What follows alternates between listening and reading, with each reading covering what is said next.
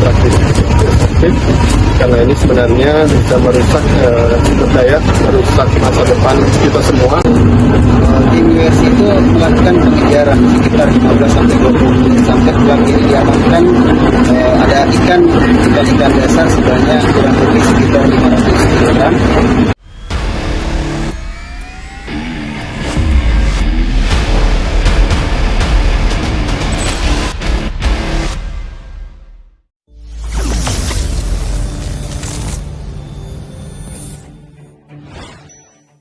Oke sahabat Bahari dan sahabat nelayan, kembali lagi dengan saya Farid di acara podcast Pos Nelayan, Nelayan Torang Peteman.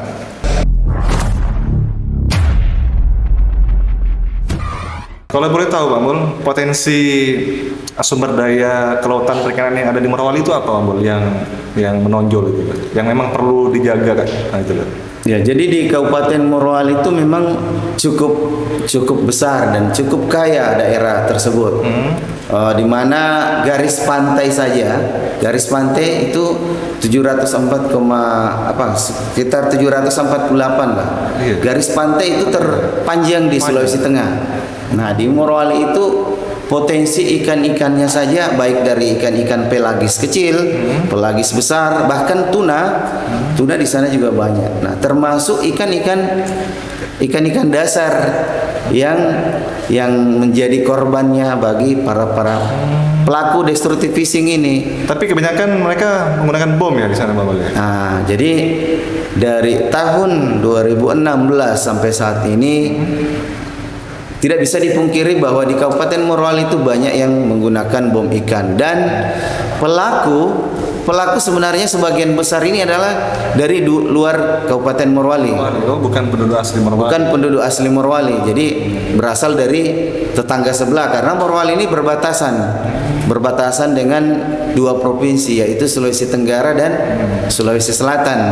Nah, Morowali ini menjadi perbatasan, sehingga pelaku yang paling banyak itu dari Sulawesi Tenggara. Nah, walaupun tidak dipungkiri bahwa memang di Morowali banyak, tetapi untuk saat ini sudah bisa kita kalau yang dari tahun sebelumnya sudah mulai berkurang, tidak seperti pada saat pertama kali di Morowali. Itu sudah mulai berkurang. Itu yang menjadi kenapa kayak Bapak bilang ada tetangga dari Morowali itu melakukan bom itu, kira-kira apa Bang yang bikin motif mereka gitu melakukan penghukuman itu? Apakah memang mudah secara bahan baku gimana? Ya, jadi kenapa tetangga kita itu bisa masuk ke Morowali? Pertama, bahan baku yang dari hasil penelusuran. Jadi ada kegiatan intelijen. Itu saya di Provinsi Sulawesi Tenggara, saya sampai 1 minggu di sana mengendap. Sampai kami dapat info bahwa ada sebuah, bukan gudang, tetapi di depan sebuah penginapan hotel, bahan baku pupuk ini ditumpuk di atas di situ. Info waktu itu 200 sak atau 200 karung lah. Pupuk ya? 200 sak karung itu 200 sak itu atau 200 karung. Nah, itu siap didistribusikan ke para peminat lah istilahnya, para pelaku. Dan itu harganya murah. Nah, harganya cenderung murah dibanding kalau dulu pelaku destructive fishing itu menggunakan pupuk matahari. Kalau sekarang namanya pupuk cantik. Nah, hanya yang menjadi masalah, pupuk cantik ini adalah resmi dikeluarkan oleh Kementerian Pertanian. Ya. Tetapi pada kenyataan di lapangan peredarannya itu bahkan lebih banyak ke nelayan. Nah, disalahgunakan untuk bom itu ya. Jadi pupuk ini disalahgunakan, yang tadinya hanya untuk tanaman, sayur-sayuran atau yang istilahnya di kebun. Mungkin sama contohnya kayak formalin Pak Mul ya. Formalin kan secara resmi, betul. Kan? Formalin secara resmi digunakan oleh untuk kesehatan. Cuma kan disalahgunakan untuk bahan makanan dicampur biar awet kan. Betul. Mungkin disitulah yang ininya. Ada barang mirip ya. Oke lah Pak Mul. Kita kemarin sempat viral Pak Mul kan untuk kasus penangkapan itu Pak Mul ya, yang kemarin Pak Amul melakukan patroli menggunakan URC Pak Amul ya? Ya betul. Nah, speedboat baru yang dimiliki pangkalan PS Bitung ya. Siap. Dengan kecepatan berapa knot Pak Amul maksimalnya itu bisa? Kecepatan URC itu 55 knot. Knot ya? Ya, itu sudah full. Full. Jadi saya dengar ceritanya speedboat ini bergerak dari Makassar baru ke Morowali baru ke Bitung gitu ya? Betul. Jadi URC ini URC yang baru. Perdana. Bahkan mungkin secara resminya belum belum diresmikan secara adat lah istilahnya. Tetapi karena tujuan URC ini memang untuk menanggulangi kegiatan-kegiatan destructive fishing yang salah satunya menjadi target itu adalah Kabupaten Morowali. Iya betul. Karena memang saya dengar juga awal mulanya dibangun URC di Pangkalan PS Bitung ini untuk tadi itu mengulangi illegal fishing khususnya bom ikan. Karena kalau saya yang tahu kayak contohnya di Batam sana awalnya kan untuk mengajar penyelundupan baby lobster kan, baby lobster ya. Nah kemarin ditanya kenapa di Bitung bikin ini, ya itu tadi. Dan ini ternyata sudah terbukti ya. Langsung terbukti. Ada hasil ada tangkapan langsung terbukti. Perdana operasi ya? Itu perdana operasi dan pertama kali saya melaut sampai dari Makassar sampai ke Bitung. Itu bisa diceritakan singkat Pak Amul, proses penangkapannya itu bagaimana? Bisa bagaimana? Jadi proses penangkapan pelaku ini sebenarnya tidak serta-merta kita langsung kejar. Jadi ada proses sebelumnya, sekitar sebulan sebelumnya itu saya sudah turun di lapangan sekitar seminggu. Jadi kegiatan intelijen itu kami manfaatkan, kami pakai di dalam. Saya nyamar waktu itu di Kendari untuk melihat di mana bahan baku sampai mereka muat es itu kami intai. Muat es kemudian kapan keluar. Jadi informasi ini kita kumpulkan pada saat URC berada di Makassar, maka kami bergerak dari Makassar sambil menghubungi informan kami yang di sana, memantau terus pergerakan.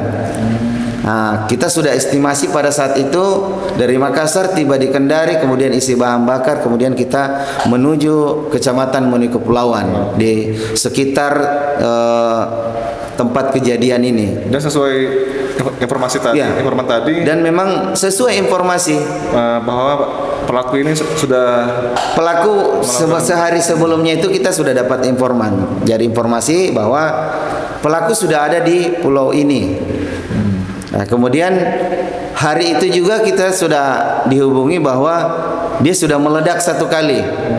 Nah, kemudian kita komunikasi intens pada saat itu. Kemudian dari Kendari kita masuk malam di Kabupaten Morowali. Kita mengendapnya malam. Setelah sholat subuh kita sholat semua personil di atas tim URC itu. Setelah sholat subuh kita bergerak cepat. Nah, kita waktu itu bagi dua tim biar agak pergerakan pelaku ini bisa dipantau dari jauh. Nah, di saat sekitar pukul 8 pagi kita teropong. Saat itu sudah melintas perahu yang diduga pelaku. Maksudnya melintas di URC, dapat URC nggak? Saat itu kami di perahu yang satu nih. Melintas di hadapan kami. Pakai perahu penyamaran. Kemudian kita kontak ke URC Hiu Biru 05. Kita pakai HT waktu itu karena berapa jauh kira-kira? Jaraknya waktu itu sekitar 1 sampai 2 mil. Jadi masih ada HT, kita masih bisa komunikasi. Nah, saat itu juga kita komunikasi dengan tim URC Hiu Biru 05 bahwa yang terduga pelaku sudah keluar. Nah, kemungkinan dia sudah mau melakukan kegiatan destructive fishing atau bom ikan. Nah, pada saat itu kita riksa ada beberapa perahu, kita riksa. Ada satu nelayan itu yang pada saat kami konfirmasi bahwa Bapak lihat enggak kegiatan di sini? Langsung ditunjukkanlah kami bahwa di sana ada barusan sekitar 15 menit yang lalu sudah meledak. Dan memang suara itu seperti hal yang kami dengar di sebelah Pulau Lunas Balu namanya. Pulau Lunas Balu itu kita sudah di atas laut saat itu. Pada saat kami dengar, kemudian tiba-tiba ada satu kapal atau perahu nelayan itu tiba-tiba berasap hitam. Nah, biasanya kalau kita pantauan di laut itu lihat ini, kita curigai bahwa kemungkinan ini yang mau kabur, karena kalau asap hitam itu biasanya gas langsung tinggi. Jadi kita duga bahwa pelaku akan melarikan diri. Nah, saat itu pula URC langsung menyergap. Ya, URC ini unit reaksi cepat ya. Ya, URC ini unit reaksi cepat memang pas. Kejar ya. Pada saat posisi URC sekitar 2 mil lah. Iya. Sekitar 2 mil dari apa yang kelihatan asap itu. Dan kita pastikan pakai teropong itu bahwa ini pelaku ini yang berusaha melarikan diri. Nah, saat itu URC, unit reaksi cepat ini bergerak dengan kecepatan pada saat itu sekitar 15 menit. 15 menit jarak 2 mil itu, karena pelaku kita kejar dengan dia siksak-siksak berusaha melarikan diri. Berarti dia, kalau dia berusaha melarikan diri, berarti sudah tahu dong ada tugas di situ, Bang. Ya, kemungkinan karena pada saat itu kelihatan URC kalau 1 mil itu kelihatan karena Sudah warnanya. kelihatan ya. Kemudian kita karena saat itu memang harus kita kejar. Nah, pelaku itu dia perahunya disiksak-siksak begitu, sampai mungkin saat itu dia mau di atas di ref atau karang itu yang mulai dangkal. Tapi saat itu URC langsung memotong. Motong ya. Nah, kemudian perahu ini kita lingkari dulu. Jadi waktu itu nahkoda melingkari perahu yang diduga itu sekitar 2 kali supaya ada ombak di situ. Ombaknya. Jadi perahu ini tidak bisa langsung ini. Nah, saat itu juga langsung diamankan. Oh, dia berarti mau masuk ke karang-karang. Ya, dia masuk di karang gitu. Tapi dengan, mungkin agar URC nggak bisa masuk, tapi dengan tetapi cepatnya URC waktu itu nggak sampai 55 knot, hanya sekitar 40. lari-lari 30 sampai 40 knot. Bisa motong langsung ya. Bisa langsung motong pelaku itu dan berhasil diamankan 4 orang terduga pelaku saat itu. Nah, memang URC ini memang efektif untuk kegiatan-kegiatan penanggulangan destructive fishing. Berarti Bang Nul, lanjut nih. Berarti setelah ditangkap nih ya, berarti mereka langsung dibawa ke Bitung gitu ceritanya. Dari Morowali langsung ke Bitung. Ya, dari Morowali ini karena masih di Kecamatan Menui, berbatasan dengan Sulawesi Tenggara Kendari, kita mampir di Morowali untuk isi bahan bakar. Kemudian kita lanjut lagi isi bahan bakar di Luwuk. Luwuk ini langsung isi bahan bakar itu langsung tembak Bitung, dengan tantangan saat itu adalah cuaca ekstrim yang itu dia luar biasa. Saya bayangkan Mbak Mul itu di URC itu yang mungkin nggak terlalu besar juga toh. Ya. Dengan personil berapa orang juga, ditambah juga tangkapan. Ya, kita di atas perahu itu ada jadinya total 9 orang. Ya. Nah, itu tidurnya bagaimana Mbak Mul itu? Jadi tidurnya karena ada yang kita jaga, kita amankan, maka personil itu kita bagi. Gantian, ini 2 orang dulu istirahat. Jadi ada yang personil bawa sempi ya, senjata api. Ada. Jadi waktu itu personil awak kapal pengawas Hiu 05. Ya. Dia memang standby terus ya. Standby. Jadi gantian kita piket. Kalau yang ngantuk gantian lagi nih. Tapi sejauh ini dari mereka tidak ada perlawanan begitu ya? Mereka bisa sejauh ini tidak ada perlawanan, dan pada saat kami amankan di awal, begitu saya tanya namanya siapa, dia jawab nama saya si T. Kemudian saya buka di daftar TU-nya di daftar TO di HP saya, kan ini ada banyak ini. Ada di situ ya. Daftar nama pelaku, begitu dia sebut namanya saya cocokkan. Ada. Ternyata betul. Nah, orang ini nih pernah saat itu tahun 2-3 tahun yang lalu, pelaku ini sempat angkat gabus yang berisi bom ikan, diacungkan ke Pokmaswasnya kami di sana. Artinya dia mengancam lah saat itu karena ditegur. Oh, ada Pokmas yang pernah negur. Ya, Pokmas dulu pernah negur jangan bom ikan di sini. Tapi diangkatkan ya yang diduga isinya itu bom ikan waktu itu. Di situ. Ya, dan memang pelaku ini saya pernah kejar sekitar 2021, tahun 2021. Tapi saat itu memang perahunya cepat. Kami kalah cepat waktu itu, sehingga kami tidak bisa amankan. Nah, saat ini memang karena memang namanya juga unit reaksi cepat. Iya, memang sangat efektif ya. Sangat efektif sekali untuk mengejar pelaku ini. Oke Pak Mul, kembali ke itu Pak Mul, ke cerita Pak Mul selama perjalanan dari Luwuk ke Bitung itu, saya bayangkan bagaimana tidurnya, sepinya, jadi itu Pak Mul bisa ceritakan sendiri lah biar kita ada gambaran. Saya bayangkan itu gimana gitu tidurnya itu. Perjalanan yang paling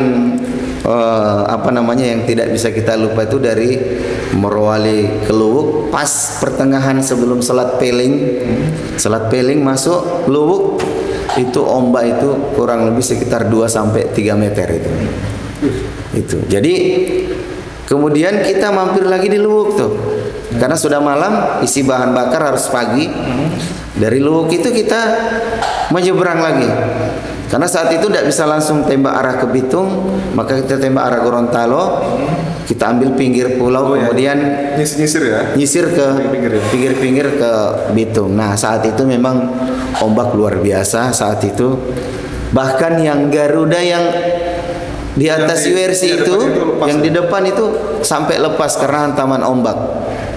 Tapi alhamdulillah personil. Nah, alhamdulillah URC ini memang karena kami yakin bahwa URC ini masih baru dan kami cek memang ini sangat masih kuat dan kokoh. Jadi kami di atas URC itu tidak merasa bahwa dan tidak was-was.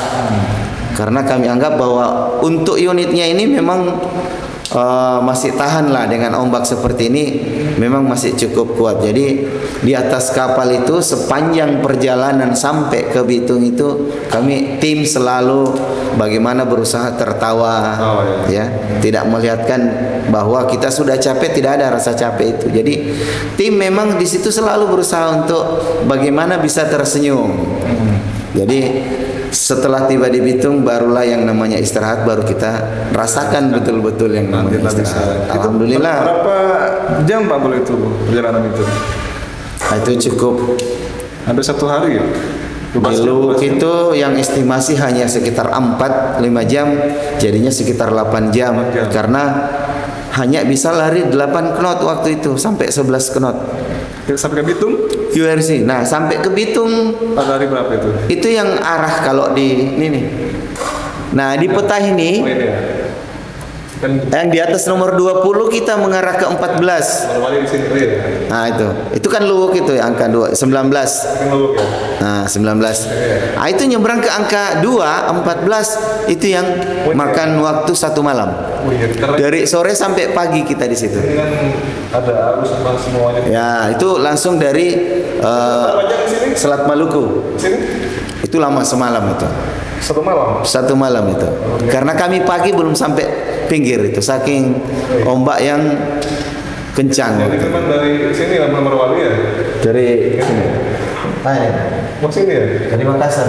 Makassar dulu kan? Dari tembak sini. Yang ditangkap kemana? Ke sini ya? Di atas nomor 3. Ke sini ya? Ya.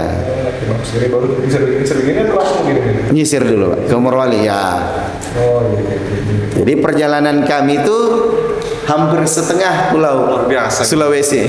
Memang itu perjalanan yang tidak bisa dilupakan teman-teman itu. Mungkin kalau Tapi memang sekali lagi kita sebagai abdi negara ya, kita harus tetap bersemangat. Itu dia, apalagi tadi Pak Mul sudah dari awal sudah punya perhatian lebih ya untuk daerah Morowali ya, itu tadi sampai beliau bela-belain pindah dari daerah ke pusat ya tadi demi untuk menjaga kelestarian ya sumber daya kelautan dan perikanan itu Pak Mul. Pak Mul, mungkin ada pesan-pesan apa nih Pak Mul untuk sahabat nelayan, sahabat bahari, Ya. biar tidak makan ikan lah apalah kira-kira Pak Mul, silakan. Ya, jadi khususnya dalam hal kegiatan penanggulangan destructive fishing ini memang perlu ada kegiatan intelijen yang saat ini lagi masih baru lah istilahnya. Kegiatan intelijen ini perlu ditingkatkan agar supaya bukan hanya pelaku yang kita amankan, tetapi semua yang terlibat di kegiatan itu kita bisa putus rantainya, mulai dari penyedia pupuknya dan bahan baku lainnya. Nah, kemudian khususnya kami himbau untuk seluruh nelayan, para pelaku destruktif fishing, bahwa kami tidak akan pernah berhenti untuk menjaga laut ini. Hari ini kami tidak bisa amankan, maka tunggu bulan depan. Kalau kita punya istilah arisan, tunggu arisan Bapak naik. Belum hari ini, insya Allah kalau selagi masih di laut, maka kami pasti akan bisa mengamankan. Karena sekali lagi kami menghimbau bahwa tolong jaga laut kita, jangan dirusak dengan kegiatan-kegiatan yang merusak juga. Tetapi mari kita menangkap ikan dengan menggunakan alat tangkap yang ramah lingkungan, agar supaya kita juga bisa sejahtera yang lain. Iya, betul. Iya. Memang benar kalau bom itu memang cepat, banyak hasilnya Pak Mul ya. Cuma kan jangka pendek, habis itu sudah kasihan anak cucu kita. Ya, untuk jangka panjangnya yang tidak ada. Nah, kalau kita bandingkan para pelaku yang ditangkap dengan yang meninggal, mohon maaf, itu lebih banyak yang meninggal. Karena ya karena kegiatan bom ikan. Jadi ada di sana, tapi mungkin tidak perlu disebutkan bahwa ada satu desa di sana itu kita hanya nilai nih bahwa ada 150 janda di sana. Di desa yang saat itu ada sekitar 77 janda. Kemana suaminya? Semuanya adalah korban pelaku bom ikan. yang jadi pertanyaan, kenapa yang lain nggak jerah Pak Mul? Bahkan sudah banyak meninggal itu. Kira-kira apa yang jadi mereka kok nekat gitu Pak Mul itu? Apakah ada cara lain misalnya? Kalau saya melihat kenapa di sana banyak, karena mungkin tuntutan dan permintaan yang banyak. Karena Kabupaten Morowali ini yang bersambung dengan Sulawesi Tenggara itu salah satu daerah yang memiliki aktivitas tambang yang banyak. Mungkin konsumennya itu cukup banyak yang minta, dan mungkin sebagian besar masyarakat kita juga ini tidak paham dan tidak tahu kalau ini sebagian besar itu adalah ikan yang ditangkap dengan menggunakan bom ikan. Ikan semua ya. Ada yang lain nggak tahu. Mungkin tadi Pak Mul mungkin tadi harapannya intelijen diperkuat Pak Mul ya. Intelijensi kita di lapangan itu diperkuat untuk bagaimana bisa memutus anggaran. Perlu ditambah lagi Pak Mul ya untuk intelijen Pak Mul berarti ya. Ya, kalau saya berpikirnya itu dengan kegiatan itu memang harus ditambah, karena ini bukan pekerjaan yang sehari dua hari. Iya, betul. Bahkan saya saat itu ya seminggu saya intai sampai dapat tempat pupuk itu, tetapi saat itu kami kecolongan di subuh hari karena setelah pagi kami ke sana itu sudah di loading dan sudah pindah tempat. Ini memang harus diperkuat. Kemudian untuk kegiatan destructive fishing ini memang sampai saat ini saya pribadi pun berniat tidak akan pernah berhenti. Yang namanya pelaku ini kami akan tetap kejar dimanapun, bahkan di daerah manapun. Ketika itu harus kita amankan, maka kita harus amankan, karena memang sangat merusak laut kita itu. Nah, satu bom ikan itu kalau dilempar ke laut, kemudian botol bir itu kalau radiusnya itu sekitar 100 meter persegi karang yang hancur. Baik dia yang terdampak langsung maupun yang kena getaran, maka karang kita rusak itu. Saya kemarin dengar juga ada pelaku yang di bawah umur Pak Mul ya. Berarti anak-anak mereka sudah mulai di generasi Pak Mul berarti. Jadi memang kemarin ada satu orang yang di bawah umur, bukan pertama kali. Yang sebelum-sebelumnya juga pernah kami mengamankan pelaku dan juga di bawah umur. Nah, mereka masih sekolah atau udah putus sekolah? Sudah putus sekolah. Ya, bahkan ada yang waktu itu ada yang masih sekolah. Nah, memang kalau saya melihat ini adalah regenerasi yang dilakukan oleh para pelaku nih. Jadi ayahnya mengajak anaknya. Caranya belajar, mereka awalnya itu pegang selang kompresor tuh, sekedar megang. Setelah dia akan dewasa sedikit, maka tugasnya diperberat lagi tuh. Dari pegang selang diajarlah menyelam. Jadi seperti yang sekarang ini, bapaknya yang pelaku, anaknya yang menyelam.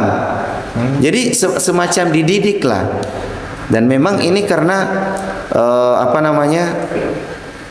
memang mungkin selama ini dia masih belum pernah diproses hukum, belum pernah ditangkap. Nah, kali ini kita amankan dan memang cukup lah. Kalau efek jerah itu mungkin cukup dengan kampungnya, daerahnya yang jauh di sana sampai ke Pangkalan Bitung.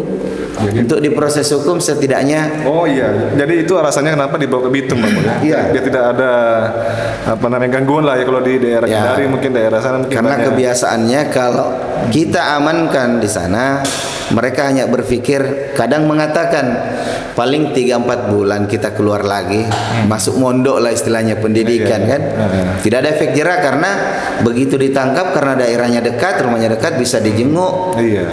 Nah, karena terbukti kemarin yang kita bawa di Bitung itu setelah keluar alhamdulillah sudah tidak ada pulang lagi dan Lagi. Jadi sudah efek jerah sudah memang. ya ada efek jerah lah kalau kita bawa ke sini. Dan memang satu poinnya, kalau kami di PSDKP ini, pada saat kita mengamankan, menangkap pelaku, tanggung jawab itu tidak berhenti setelah kita tangkap, Pak. Iya.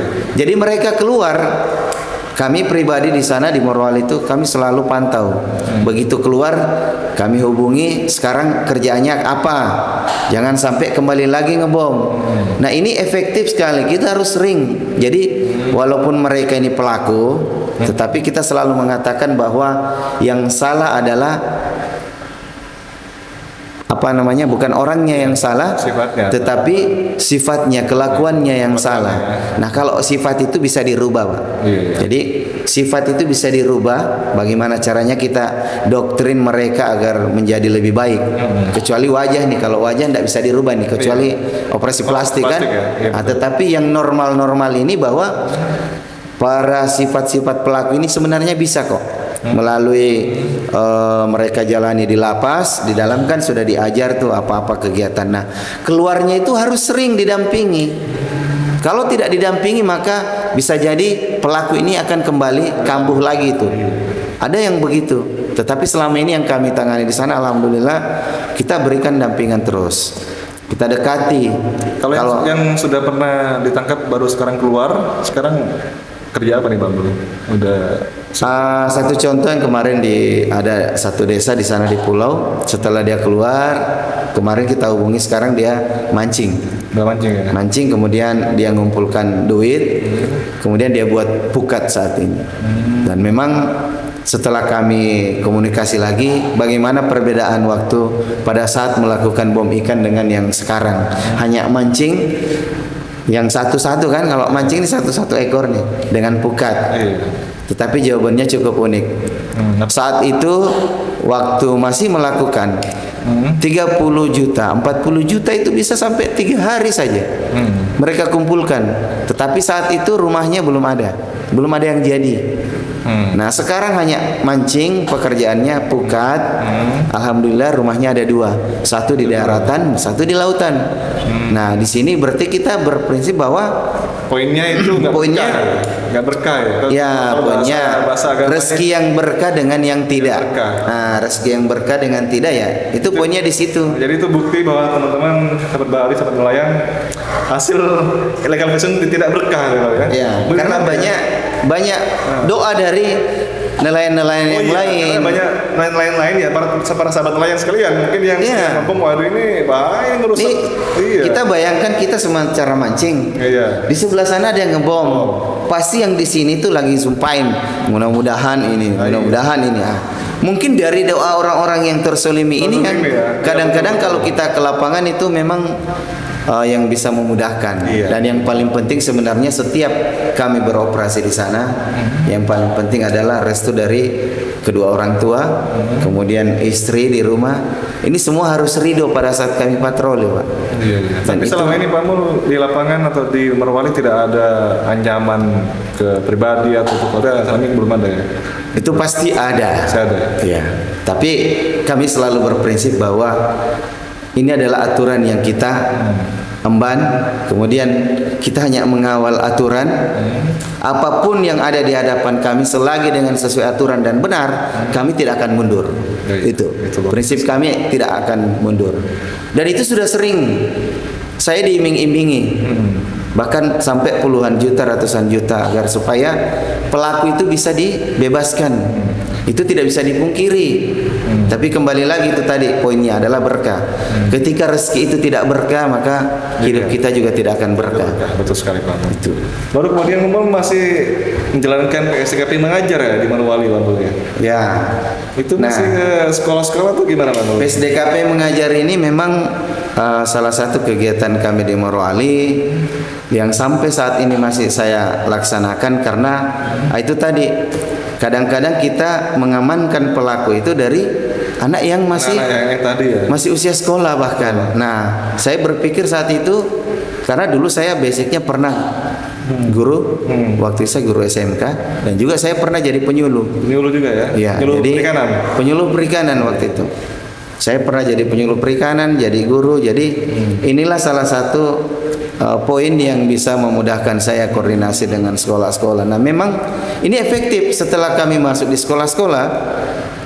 Mereka paham dan kadang-kadang anak-anak inilah yang menyampaikan ke keluarga bahwa bom ikan itu tidak boleh, termasuk yang jenis ikan dilindungi yang konsumsi penyu terbanyak di sana itu ya alhamdulillah sekarang sudah turun menurun. Supaya memutus juga rantai tadi ya. Ya, memutus rantai. Kalau yang anak-anak yang putus sekolah itu bagaimana Mbak Mul mengajarnya itu?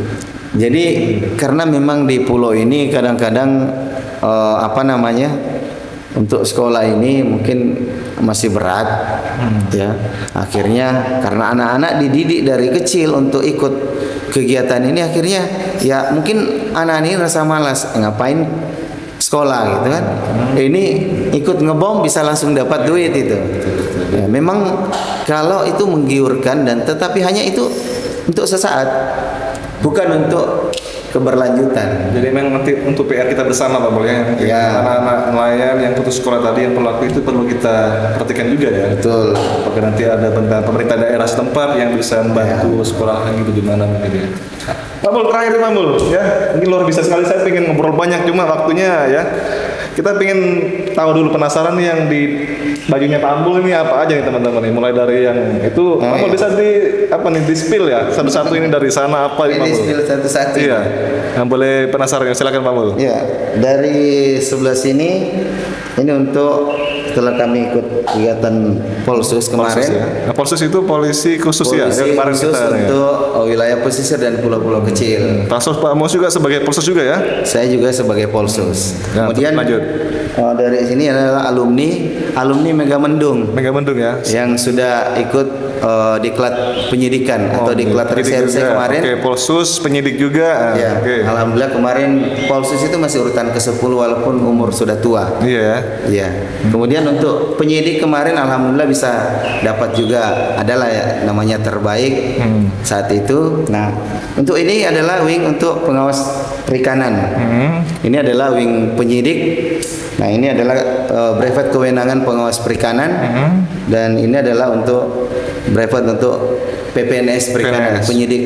Waduh, sudah lengkap semua Pak Mul ini ya. Mau pengawas perikanan ada, polisi khusus kelautan juga ada, penyidik. Jadi Pak Mul ini ceritanya beliau bisa nangkap juga bisa langsung proses penyidikan Pak Mul, begitu ya ceritanya. Bisa tergantung situasi dan kondisi, dengan tugas yang diberikan. Jadi karena tantangan di Morowali itu yang cukup berat, di sana banyak pengawasan mengenai ruang laut, tambang segala macam.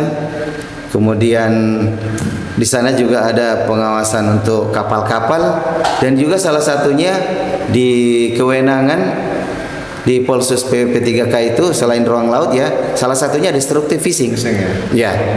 Itu. Namun terakhir lagi Pak Mul, saya minta lagi pesan atau motivasi buat para pengawas perikanan ataupun para polisi khusus ataupun para penyidik nih, biar mempunyai motivasi seperti Pak Mul gitu, biar kerjanya itu memang lillahi ta'ala, untuk murni untuk negara ini, tidak mengharapkan imbalan atau tidak mencari rezeki yang tidak berkah. Mungkin bisa kasih motivasi yang dapat kita ini Pak Mul. Oke, silakan. Oke. Baik. Teman-teman semua seluruh Indonesia yang bergabung di dalam PSDKP, rezeki itu sudah ditentukan oleh Allah Subhanahu wa taala. Jadi apapun yang kita hadapi di lapangan, maka kita harus berani mengambil langkah bahwa tidak semua kegiatan di lapangan, walaupun ini di lapangan itu cukup memberikan tantangan bagi kita bahwa tidak bisa dipungkiri ada godaan-godaan di lapangan yang akhirnya bisa membuat kinerja kita menjadi turun. Nah, ini prinsip saya, yaitu kita kerja lillahi ta'ala. Semoga pekerjaan kita sehari-hari itu bernilai ibadah. Ini prinsip kami. Yang kedua, dalam menjalani tugas kita harus sabar, ikhlas. Entah itu kalau bahasa kasarnya, ini ada uangnya apa tidak ini. Kadang-kadang kita bekerja prinsipnya, ini ada uangnya enggak? Kalau ada uangnya kerja, kalau enggak tidak gitu. Prinsip kami kerja, kita cukup jalani apa yang ditugaskan, kita kerja sabar, ikhlas. Ya prinsipnya itu tadi, yang poin yang tadi, bahwa kalau rezeki berkah maka hidup kita berkah. Ya. Kita harus mampu menghadapi itu semua. Itu. Tadi saya tangkap dulu cerita tadi, memang dapat sekali ya teman-teman ya. Tadi yang nelayan tadi yang ngebom itu tadi nggak beli, biarpun dapatnya puluhan juta, ya, tapi tidak bisa beli rumah gitu. Tidak bisa beli rumahnya tidak pernah jadi itu. Yang menjadi, tapi dia setelah tobat gitu ya, jadi pemancing, bisa dapat 2 rumah. Bisa dapat 2 rumah. Luar biasa. Alhamdulillah sudah bergabung dengan Pokmaswas kita juga. Alhamdulillah, jadi bisa kantor pengawas ya. Oke teman-teman, demikian ya podcast kita kali ini. Luar biasa sekali bintang tamu kita ini ya. Kita undang jauh dari Morowali gitu ya. Tapi tidak pakai pesawat beliau, naik URC gitu ya. Naik speedboat, bayangkan itu ya. Bayangkan berapa, ditambah lagi ombaknya katanya lumayan tinggi, 3 meter kurang lebih ya. Iya. Lalu biasa. Semoga podcast kali ini bisa memberikan inspirasi dan bisa memberikan tadi berkah ya. Mungkin ada hal yang mungkin bisa menjadikan motivasi, pedoman hidup, bahwasanya sesuatu yang tidak berkah itu tadi ya. Ya. Semoga kita hindari gitu ya. Itu poinnya tadi. Semoga bermanfaat podcast kita kali ini. Saya mewakili Humas Pangkalan PSDB Bitung, terima kasih banyak Mamul sudah hadir. Dan tetap jaga semangat ya Mamul. Siap, tetap semangat. Tetap semangat. Jangan lupa salurkan ke teman-teman dan juga para sahabat nelayan gitu ya. Oke, demikian. Sampai jumpa di podcast di pos nelayan berikutnya. Semoga sahabat bahari dan sahabat nelayan tetap sehat. PSKP pantang tercela.